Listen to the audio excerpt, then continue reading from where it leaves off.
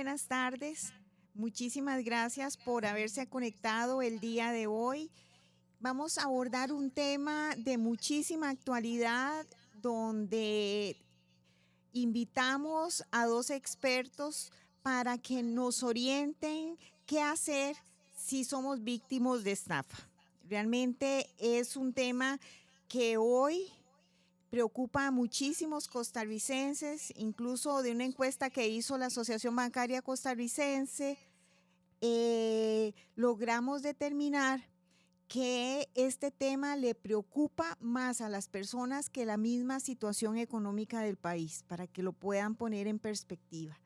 Entonces, vamos a cederle la palabra a Raúl Rivera, quien es colaborador de Mastercard y además asesora a la Asociación Bancaria Costarricense en materia de ciberseguridad, y también nos acompaña Danilo Montero, quien es el director de la Oficina del Consumidor Financiero, quien también ha trabajado muchísimo este tema de cara al consumidor. Entonces, sin más preámbulo, le cedo la palabra a Raúl. Buenas tardes, Raúl. Gracias por acompañarnos. Gracias, doña Mari. Bueno, buenas tardes a todos y la verdad es que muy agradecido. Buenas tardes, Danilo, también. Bueno, yo creo que esto es un tema que a todos, igualmente, como decías, nos debería de preocupar, ¿no? Definitivamente cada día nos sentimos muchas veces impotentes cuando estamos frente a este tipo de situaciones y sobre todo cuando lo vivimos muy de cerca, nosotros mismos, algún familiar, algún amigo, ¿no? Entonces, yo creo que antes de hablar qué hacer, yo creo que es importante entender cómo es que esto sucede para poder entender también qué es lo que tenemos que hacer y qué no también debemos de hacer, ¿no? Yo creo que algo que es muy importante, y vamos a ver algunos slides que vamos a compartir por allí también en pantalla, ¿no? Es entender cuáles son las formas en que hoy los delincuentes están utilizando para poder de alguna forma abordarnos, y entendiendo esas maneras en que nos abordan, ¿no? También vamos a entender qué podemos hacer. Lo primero es muy usual que nos hagan llamadas telefónicas, ¿no? Las llamadas telefónicas, no importa el mensaje que nos traigan, siempre va a ser muy consistente que el mensaje es un mensaje que me va a infundir miedo o me va a infundir de alguna manera algún tipo de temor, ¿no? Está pasando algo malo y le queremos ayudar, ¿sí?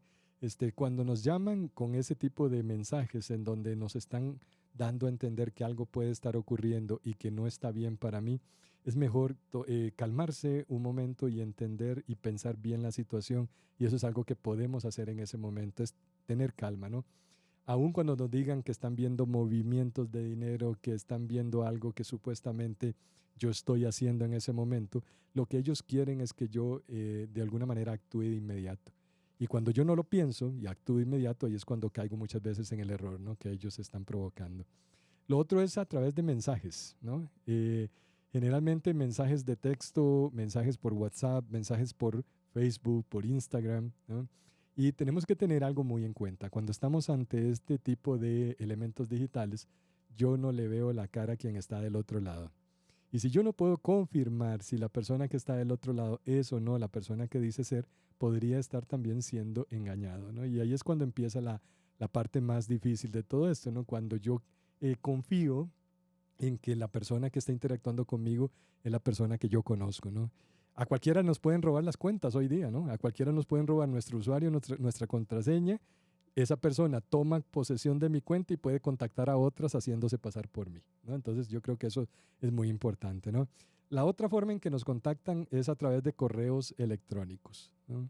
Los correos electrónicos son muy utilizados, sobre todo porque los correos electrónicos es una manera en que hoy día muchas personas comunican a nivel empresarial las cosas a sus clientes. Entonces es una forma muy formal, ¿verdad?, de comunicarse con las demás personas, ¿no?, que interactúan con la organización. Y generalmente lo que hacen es le ponen el mismo nombre, le ponen el logo, que lo bajan de cualquier, digamos, buscador de internet.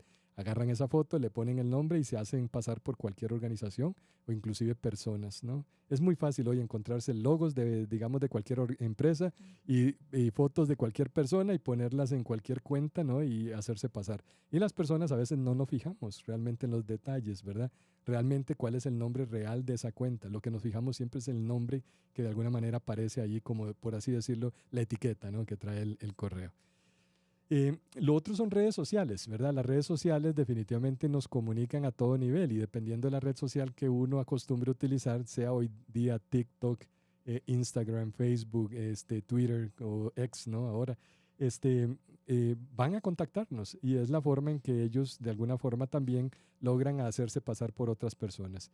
Y bueno, ya existen algunas otras formas más sofisticadas, como por ejemplo cuando nos llaman y nos dicen que son soporte técnico de alguna entidad, que hay alguna situación ahí complicada con mi dispositivo tecnológico y que necesitan conectarse a mi dispositivo para ayudarme, ¿no? Hay algo que debería ser sospechoso desde que vemos esto, ¿no? Nadie te llama en este país ni en ninguna parte del mundo para decirte te voy a ayudar proactivamente con algo, ¿no? Generalmente eso es algo que nos tiene que poner a pensar y debería de ser un poco quisquilloso uno a la hora de que esto sucede. Y por último son las búsquedas en los sitios web. Cada vez que yo me ingreso a un sitio web, ¿no? Y yo le doy alguna palabra clave para búsqueda, me da una lista de cosas a las cuales yo puedo acceder y generalmente, digamos, ponemos el nombre de nuestra institución o el de la institución financiera, perdón, financiera, ¿verdad? De alguna manera aparecen los resultados y le hago clic al primer resultado.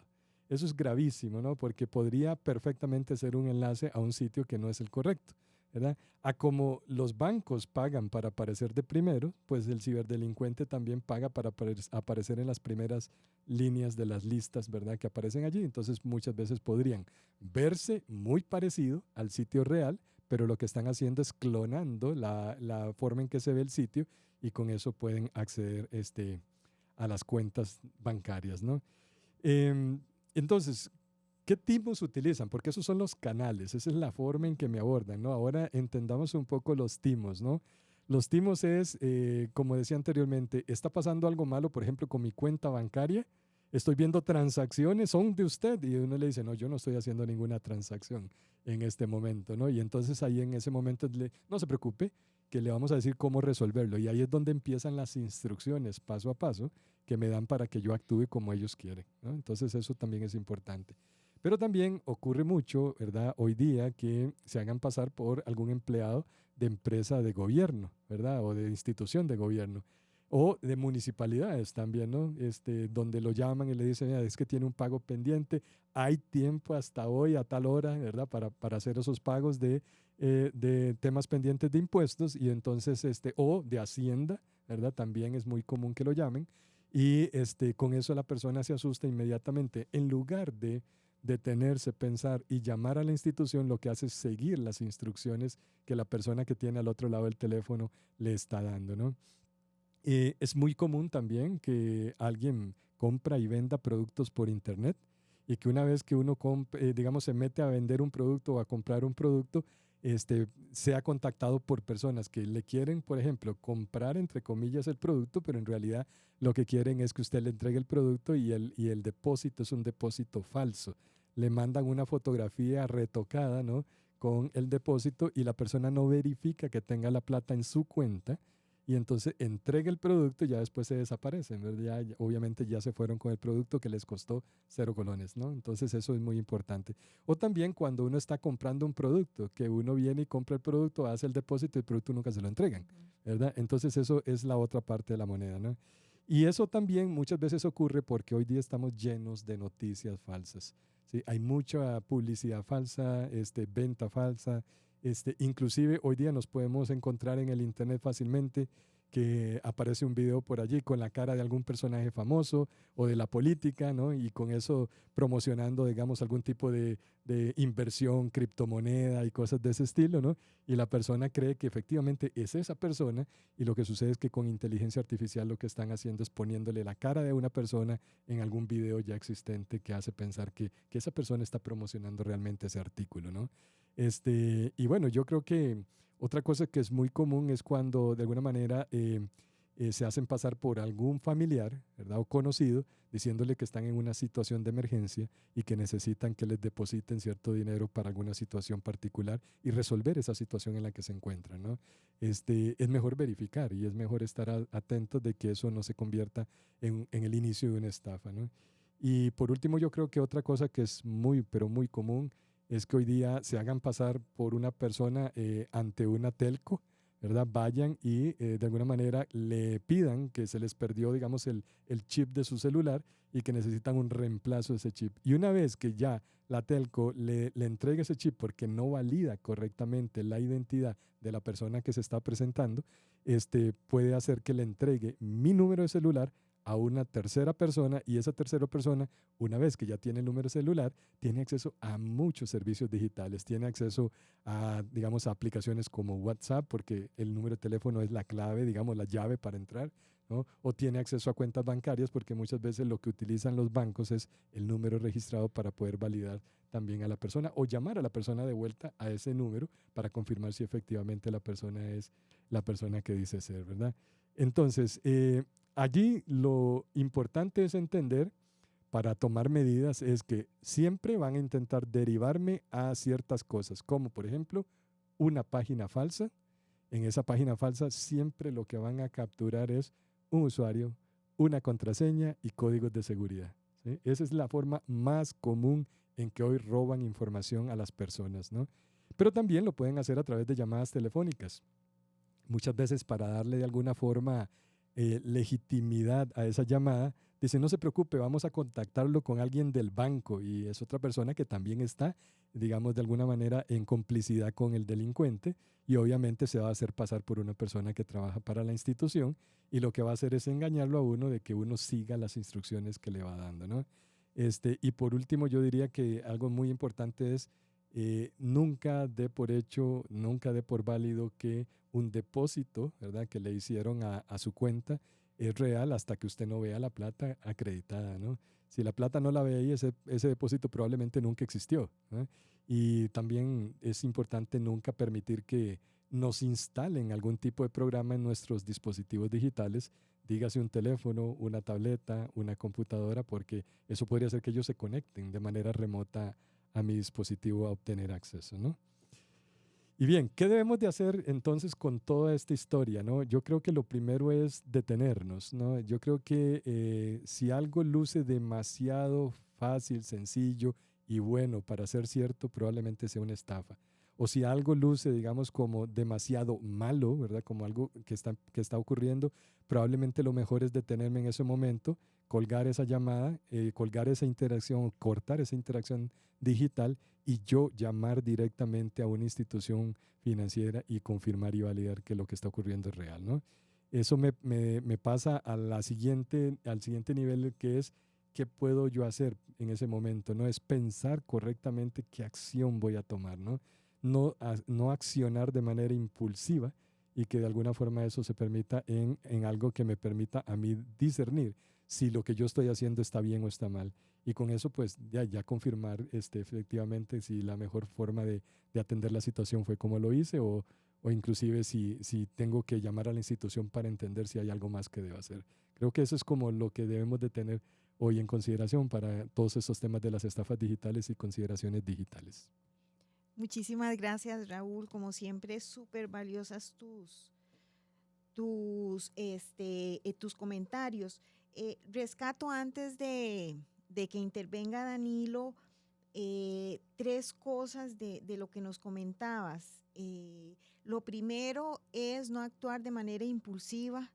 Leía en algún artículo donde decía que ser víctima de estafa estaba a un minuto de tiempo y ese minuto de tiempo es entre que leo lo que me llegó y la acción que voy a realizar. Entonces, puede ser que uno piense que un minuto no es tanto, pero sí puede hacer diferencia económica ante un riesgo de este tipo.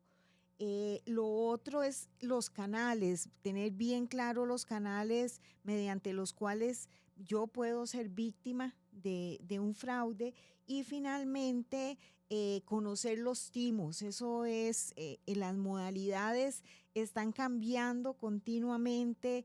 El crimen organizado es terriblemente creativo y precisamente considerando este factor, la Asociación Bancaria puso en su sitio web un espacio que se llama ABC Ciber, donde constantemente estamos actualizando las modalidades, porque es de manera importantísima que la gente se mantenga informada sobre eso. Sí, así es. Y bueno, yo creo que es importante, si ya esto nos hace sentir lo suficientemente mal cuando nos ocurre, ¿no?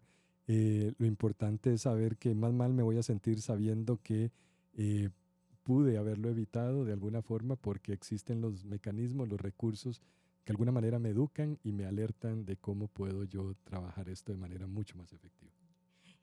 Gracias, Raúl. Dando seguimiento a la línea de desarrollo de este webinar, lo que nos interesa, Danilo, bueno, mucho es conocer la experiencia que ha ido acumulando la oficina sobre este tema, y lo otro, si ya soy víctima de estafa, ¿cuál es el procedimiento que debo de seguir? Bueno, primero, buenas tardes, Mari Buenas tardes. y Raúl. Vamos a ver, lamentablemente la oficina atiende muchos casos en donde ya el hecho está consumado. Y más desafortunado todavía es el hecho de que con mucha frecuencia las personas eh, ya tienen cierta conciencia de que no hicieron lo correcto. Es como cuando alguien se arrepiente de que chocó porque adelantó en doble raya amarilla.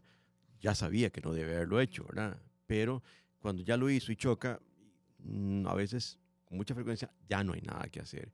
Eh, Ineludible, indispensable es la denuncia en la OIJ.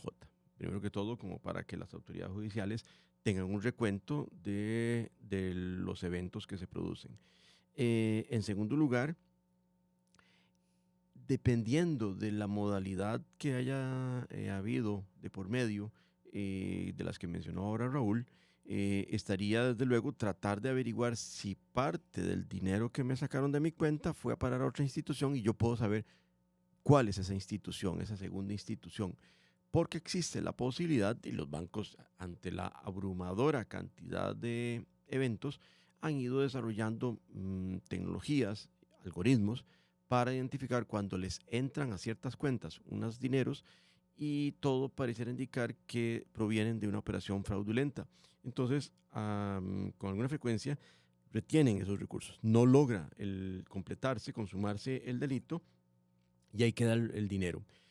No siempre es factible poder averiguar a qué cuenta fue, porque a veces se van a varias cuentas y a varias instituciones. Pero bueno, es una debida diligencia que las personas deberían hacer. Si logra tener acceso a la información de que pasó de la entidad A, que era donde tenía mis fondos, a la institución B, y la institución B retuvo los recursos, cabe la posibilidad de que esa institución B entonces los haya retenido, y entonces surge una posibilidad, y es que a través de la Oficina del Consumidor Financiero, ya tenemos 3, 4 años de haber creado un protocolo que permite que esos recursos sean reintegrados a la cuenta de origen. Ya no con la percepción que se tenía en los departamentos legales de las entidades financieras de que para devolver esos recursos se requería una resolución de un juez penal. Eso demora 3, 4, 5 años. La oficina creó un protocolo en coordinación con el Ministerio Público y la Fiscalía, una vez que tienen la denuncia en el OIJ, por eso es tan importante que la persona ponga esa denuncia, ese expediente se le pasa al Ministerio Público. El Ministerio Público podría, si se comprueba que efectivamente hay unos recursos ahí retenidos provenientes de una estafa, generar un oficio y autorizar a la institución B, que fue donde fueron a dar los recursos, que los devuelva a la entidad A. Ese es un elemento que es muy eficiente. Ahora, nunca va a ser igual atender la situación cuando ya se consumó que la parte de prevención. Y en eso, tal vez nosotros en la oficina hemos intentado como puntualizar tres elementos que acompañan lo que acaba de mencionarnos Raúl, desde luego con mucho más propiedad. Y es primero que todo que la gente debiera tener más conciencia de que cuesta ganarse la plática. Pareciera como que la gente se preocupa de que su equipo de fútbol gane o lo que sea, pero como que la plática, ya sea el salario, la pensión o los ahorros, como que ahí van a estar, no les va a pasar nada, ¿verdad? La gente no cobra conciencia en eso.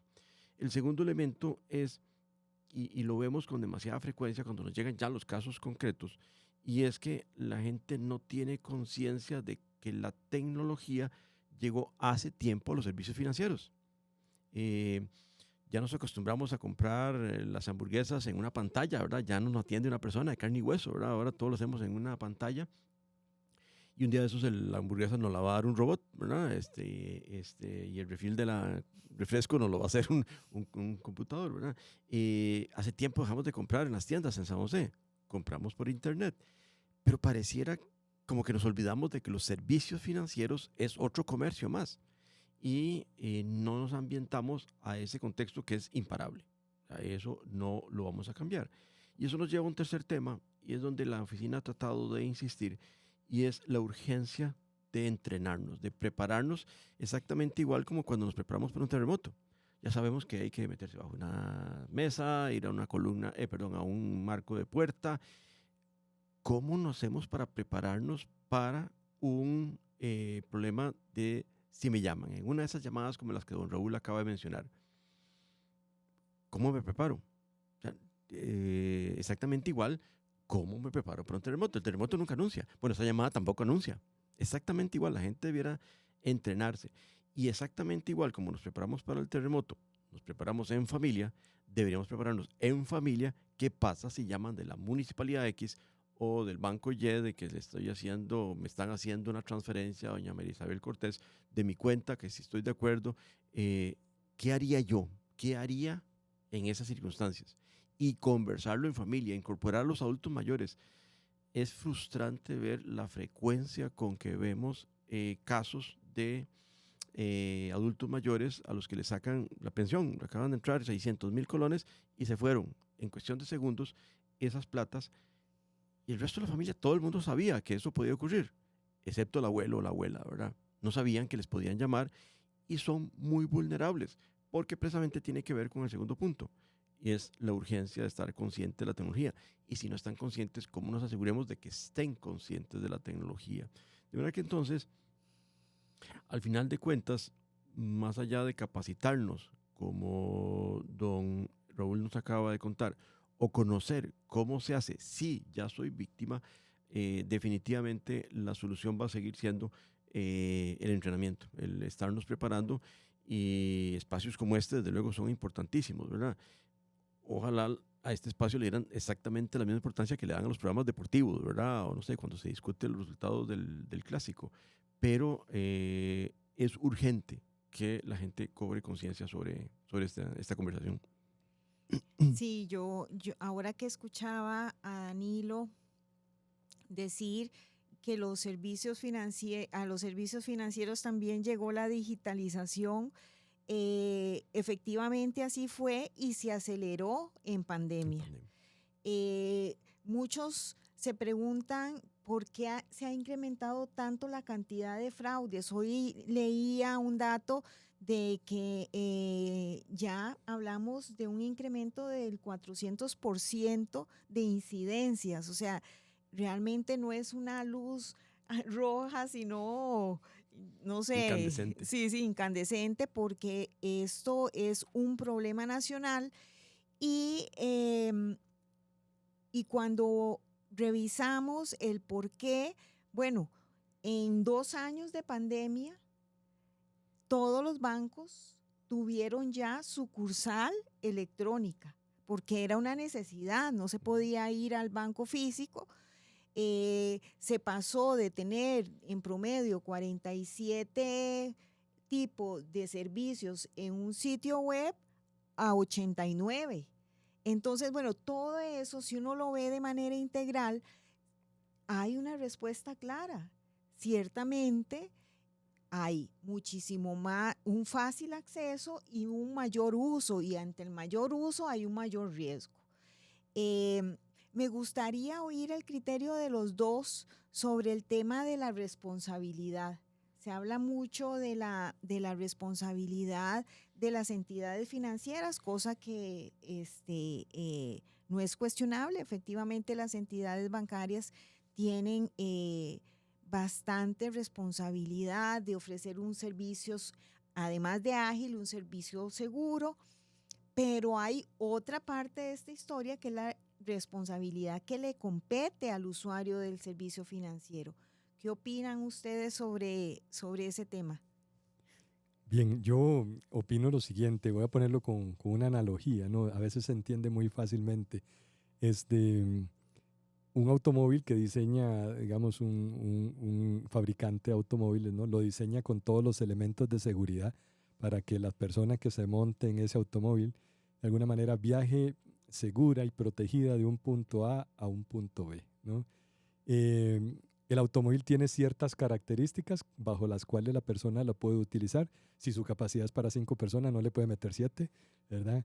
Y además de eso, el automóvil de alguna manera opera dentro de un contexto en donde hay reglas, leyes, regulaciones en las cuales ese automóvil, el que lo maneja, tiene que respetar esas reglas y esas leyes. Hay semáforos, hay límites de velocidad, hay carriles y muchas veces las personas somos un poco imprudentes.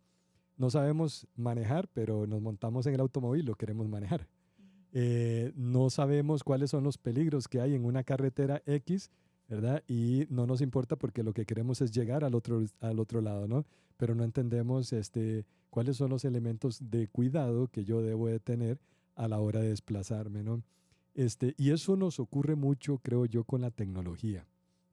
Los servicios financieros tienen de alguna manera esos elementos de diseño que el fabricante de esos servicios financieros ha puesto para garantizarnos a nosotros la seguridad. Pero si nosotros no tomamos conciencia de cuál es nuestra responsabilidad, puede tener la seguridad mejor del mundo que nosotros vamos a, de alguna forma, a ser vulnerables, ¿no? Y eso es lo que precisamente el tema de la analogía con el automóvil nos tiene que poner a pensar. De nada vale que el carro esté bien diseñado contra, digamos, por ejemplo, golpes y que tenga bolsas de aire que se activen en el momento de una colisión.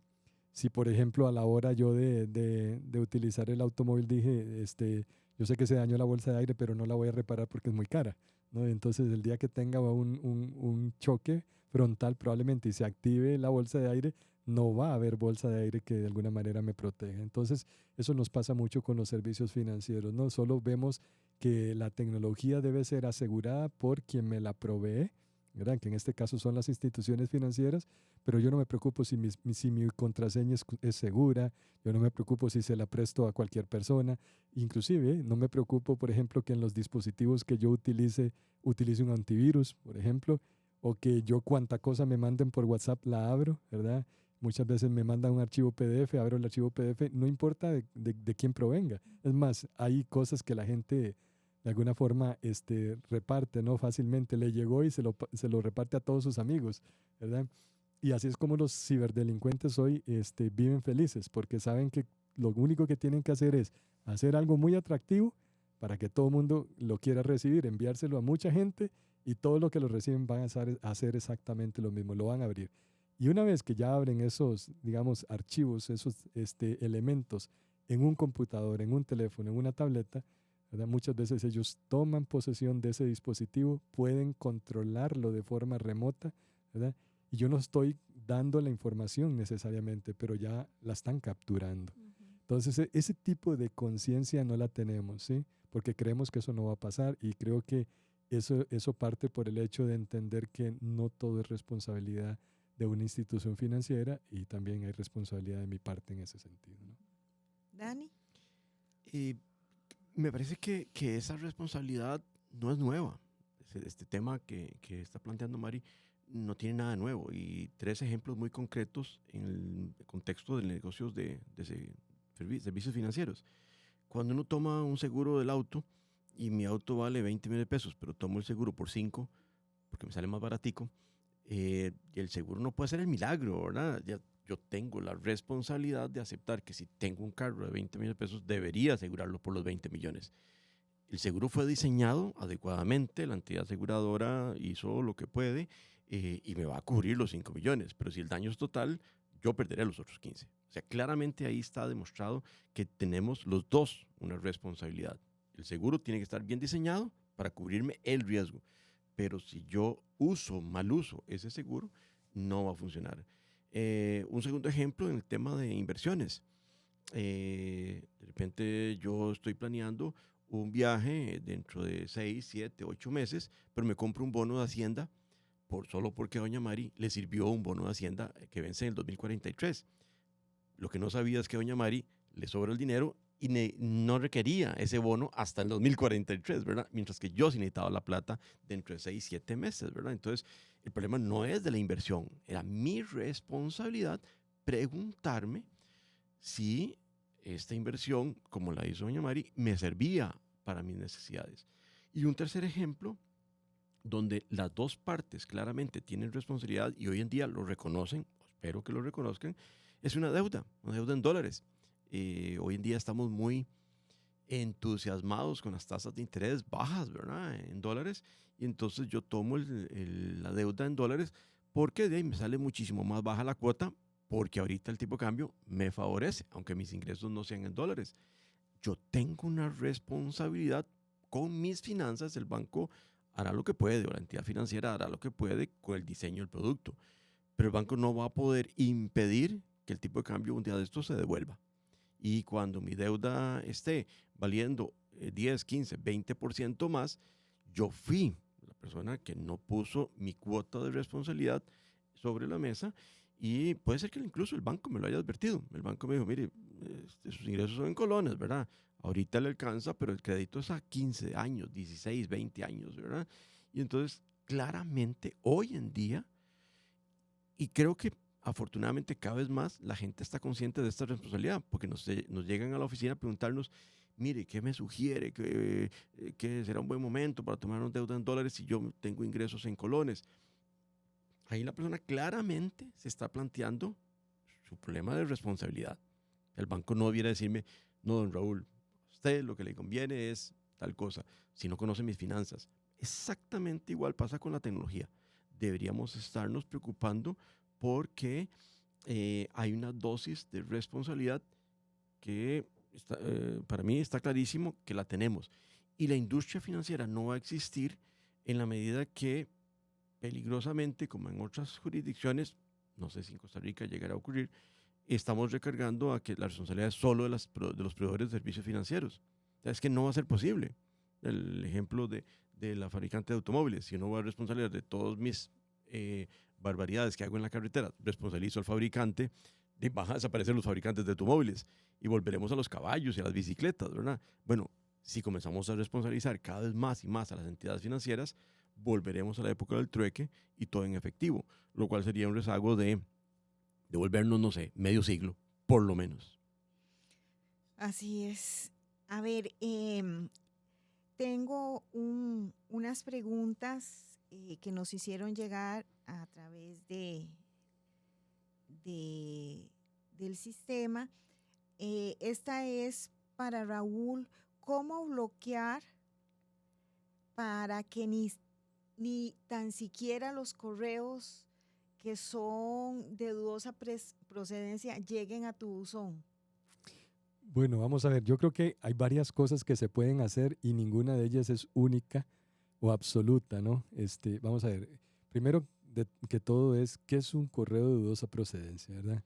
Hay que entender porque, digamos, un correo que me llega de una persona que yo desconozco, yo sí lo catalogaría como de dudosa procedencia, porque si no conozco quién es esa persona que me lo está enviando, yo debería dudar si ese correo es real o no es real. Entonces eso es lo primero, ¿no?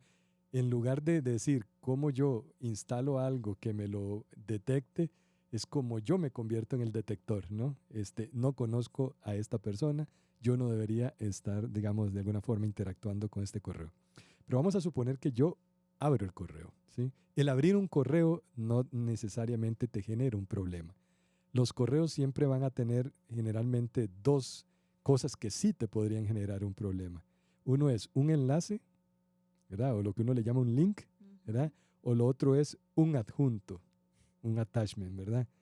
Ninguno de esos dos yo debería abrirlo, sobre todo si es de una persona que desconozco o una institución que no estoy seguro si es la correcta, la real, ¿no? Pero bueno, yo creo que eso es la persona. Sin embargo, sí existen productos, ¿verdad?, de software que ayudan mucho de alguna manera, a tratar de identificar cuáles de estos podrían ser dañinos o maliciosos. Generalmente las personas no estamos acostumbrados a instalar este tipo de productos en los teléfonos o en las tabletas, pero sí en las PCs, y se llaman antivirus. Normalmente, ¿no? Los antivirus tienen varias funcionalidades más allá de un virus. Hoy día muchos de los antivirus que hay en el mercado te detectan sitios maliciosos, te detectan correos basura o spam, ¿verdad? Y dentro de esos correos basura o spam, muchos de ellos, ¿verdad? Están catalogados también como direcciones de correo igual maliciosas, ¿verdad? Las cuales se prestan para el fraude. Yo creo que entonces lo más importante es comprender cómo reconocerlo y además de eso tener productos instalados como antivirus que puedan detectar lo que uno llama phishing o correo malicioso. Gracias, Raúl.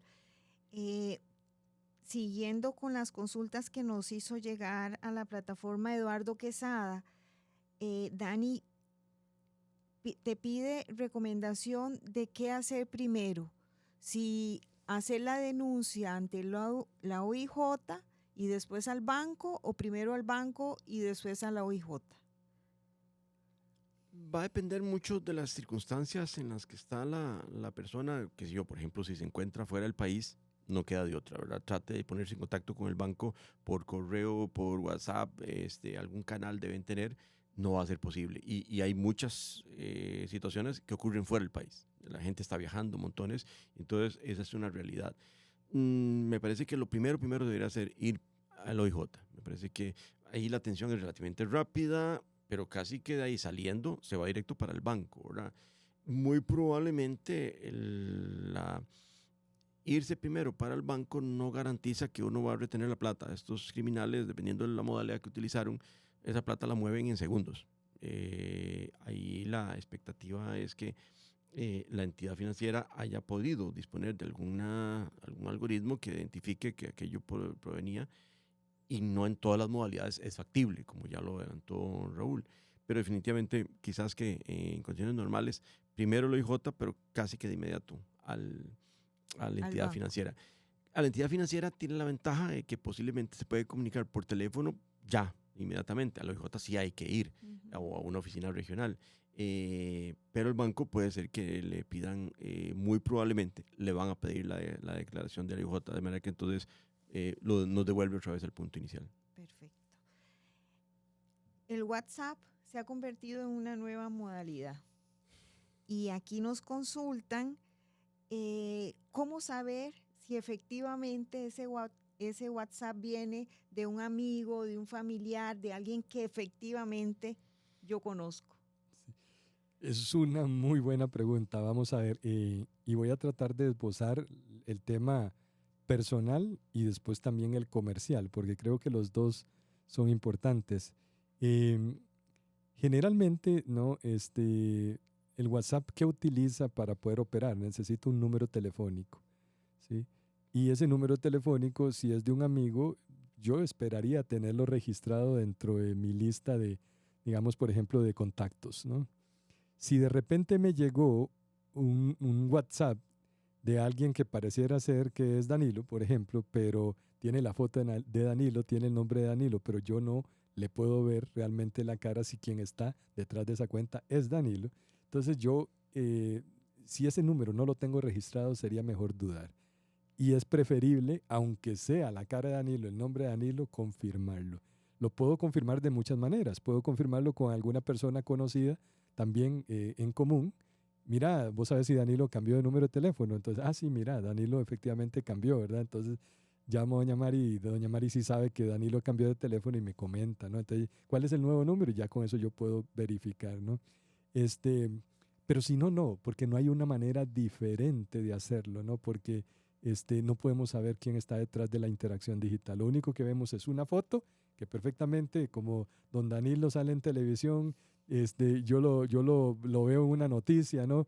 Bajo la foto de él, recorto la cara, la pongo digamos, en un WhatsApp que acaba de crear con un número de una tarjeta que me compré ahorita en la calle, ¿no?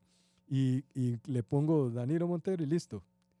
No hay más. Ya yo hice una cuenta a nombre de él y puedo empezar a contactar a cualquier persona, ¿no? Entonces eso es importante. Desde el punto de vista empresarial, ahí sí hay más elementos que uno puede tomar en cuenta y aquí es donde tenemos que muchas veces identificar claramente. Si yo me estoy comunicando con una empresa, una institución oficial, las empresas e instituciones oficiales deben, y yo también debería garantizar que así lo verifico, deben utilizar algo que se llama una cuenta de WhatsApp empresarial certificada. Y esas son las cuentas que tienen, además del nombre y el logo de la institución, que como ya vimos, eso cualquiera lo puede hacer, ¿no? Tienen un simbolito de color verde como con un check de color blanco. Ese piñoncito, algo así, parece como un piñoncito de color verde con un check blanco, significa que la empresa WhatsApp le pidió toda la información necesaria a esa empresa que aportara para asegurar que, uno, ese número de teléfono le pertenece a la empresa y que la empresa es una empresa real. Con lo cual WhatsApp pudo hacer el proceso de verificación y por eso WhatsApp le otorga a esa cuenta ese checkcito de color verde. ¿Sí? Eso significa ese checkcito de color verde. Mucha gente no lo sabe. Eso es una cuenta de WhatsApp empresarial real. O sea, ya WhatsApp oficial. WhatsApp confirmó que le pertenece a esa organización. Pero alguien me dice, Raúl, pero mira, es que muchas veces nos encontramos una que tiene un checkcito, pero el piñoncito es de color blanco, ¿no? Significa que está en un proceso.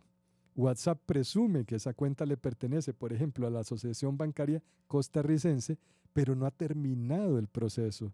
Entonces ahí, de alguna manera, yo debería ser cauteloso ¿verdad? y no entregar ninguna información hasta que no confirme que ese número de teléfono que está asociado a esa cuenta efectivamente le pertenece a la Asociación Bancaria Costarricense o a la Oficina del Consumidor Financiero. ¿Por qué? Porque está en un proceso en el cual no me da garantía. Y la que nunca deberíamos de utilizar, aunque diga que es una cuenta de WhatsApp empresarial, es la que no tiene ninguno de los dos checkcitos. Porque esa es la que generalmente los ciberdelincuentes utilizan, compran un número de teléfono allí en la calle con un SIM, se lo ponen a un dispositivo, abren la cuenta, le ponen el logo o el nombre de cualquier empresa y empiezan a contactar a personas haciéndose pasar por esa empresa y por esa institución, ¿no? Entonces ahí es cuando engañan a las personas y la persona, como no conoce esto, sencillamente ve el logo, ve nombre y adiós, ya se fue en el engaño, ¿no? Ok, bueno, me gustaría para finalizar que se tomen un minuto cada uno para visualizar qué se puede hacer tanto del lado del consumidor como de las entidades bancarias, que es el caso que le atañe a la asociación bancaria, para dar un paso más en esta ruta interminable de salvaguardarnos del ciberfraude. Y les hago la pregunta porque yo creo que existe un resentimiento del consumidor de la falta de empatía y de la falta de acompañamiento de las entidades bancarias cuando son víctimas de fraude. O sea, están pasando por una situación, además de una problemática económica, ¿verdad? Porque están siendo dañados en su parte patrimonial y además de eso, no se sienten acuerpados y que al final de cuentas es una cuestión de trámite y de registro. Entonces creo que ahí hay oportunidades de mejora de las dos partes involucradas y me gustaría que para finalizar cada uno identifique al menos una cosa de cada lado que se pueda hacer para poder cerrar este webinar propositivamente? Bueno, ya por un lado mencioné que la necesidad del entrenamiento de las personas. Desde la Oficina del Consumidor Financiero nos parece que mm, ya lo adelantaste un poco, Mari, las personas que están en plataforma a veces son muy, muy nuevas, son personas de muy reciente incorporación que han pasado por una cierta formación, pero este tipo de situaciones las toman totalmente por sorpresa. Y no siempre sus superiores tienen el tiempo, están agobiados por 3000 cosas, y entonces es el primer frente, es la primera trinchera a la que va el consumidor. Y ahí no solo no encuentran empatía, es que no conocen el procedimiento de lo que debería o lo que podrían hacer. Y creo que ahí hay una necesaria, indispensable, casi obligatoria, urgencia de que las entidades pongan más énfasis en eso. Nos encontramos en las plataformas personas muy buenas vendiendo créditos hipotecarios, vendiendo créditos de carros, pero este tema en particular es tan o más frecuente que alguien que llegue con una solicitud de crédito para hipoteca. Y efectivamente ahí surge ese resentimiento, que es un resentimiento que tiene dos componentes, ¿verdad? Posiblemente la persona, el oficial del banco, no está bien preparado, pero tampoco la persona, el consumidor. Entonces ahí hay un primer elemento. Y un segundo elemento que habría que considerar, y es así como le estamos enseñando a los chiquillos cómo protegerse de un terremoto, cómo comenzar desde las escuelas y los colegios, contarles, debería ser más o menos comprensible en la universidad, pero en primaria y secundaria, enseñarlos a entender lo que se van a encontrar o lo que ya se encontraron, ¿verdad? Y es que la tecnología está dominando el negocio financiero. Entonces hay que entrenarlos desde esos niveles para que apenas tiemble, se metan debajo del pupitre. Apenas entra una llamada o un WhatsApp de los que dice Raúl, corte, corte, no reciba, no acepte esa llamada, no siga el juego, porque si no, en el 95% de los casos caemos en la trampa. Raúl. Bien, yo creo que, digamos, desde el punto de vista de las instituciones financieras, y yo creo que además de lo que dijo don Danilo, yo creo que se puede trabajar muchísimo en identificar a las personas con nueva tecnología, ¿no? Yo creo que las personas cada día usamos más los servicios digitales y dejamos lo que llamamos en la tecnología la huella digital. Y la huella digital se debería de utilizar para entender, digamos, a esas personas que utilizan los servicios digitales. La huella digital, por así decirlo, ¿verdad? Es desde dónde me conecto, con qué dispositivo, qué tipo de transacciones hago, en qué horas del día o fechas del mes. Y eso forma, digamos, un perfil mío.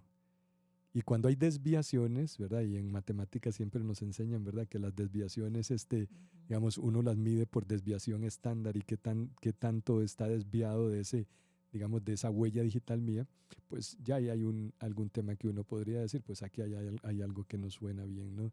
Y lo que no tenemos que utilizar es tecnología, digamos, que se base en elementos muy básicos, como deme la palabra clave y ya, listo, y con eso usted puede pasar, ¿no? Porque ya las palabras claves no son seguras. Y desde el punto de vista del usuario, yo creo que tenemos que tener más conciencia, y yo diría que es útil que cuando vamos a utilizar todos estos servicios financieros nos demos cuenta de todos estos consejos que están publicándose en todo lado. Lo publican los bancos, lo publican la Oficina del Consumidor Financiero, lo publica la Asociación Bancaria Costarricense, lo publicamos muchas personas que de alguna manera en nuestro día a día también nos preocupa esta situación cada vez más y decimos cuidado con esto, ¿no? Tenemos que dejar ser muy confiados y yo creo que ese es el balance perfecto, ¿verdad? Que ambos nos preocupemos por estos temas. Bueno, gracias a ambos por compartir el conocimiento y ser tan claros en esta materia que, como les decía al inicio, nos preocupa a todos. La ruta es interminable, definitivamente. Esta problemática llegó para quedarse y es nuestra responsabilidad seguirnos informando por los canales que tengamos a mano. Les reitero esa carpeta, por llamarlo de alguna manera, que tiene disponible la Asociación Bancaria en su sitio web, que se llama ABC Ciber. Sacar el ratito y comprometernos, porque eso es seguridad futura. Así que muchísimas gracias y vamos a seguir evangelizando en este tema. Esto es una cruzada sin fin, pero creo que es nuestra responsabilidad insistir y que la información les llegue a ustedes de la mejor manera y oportunamente. Buenas tardes y muchísimas gracias. Gracias.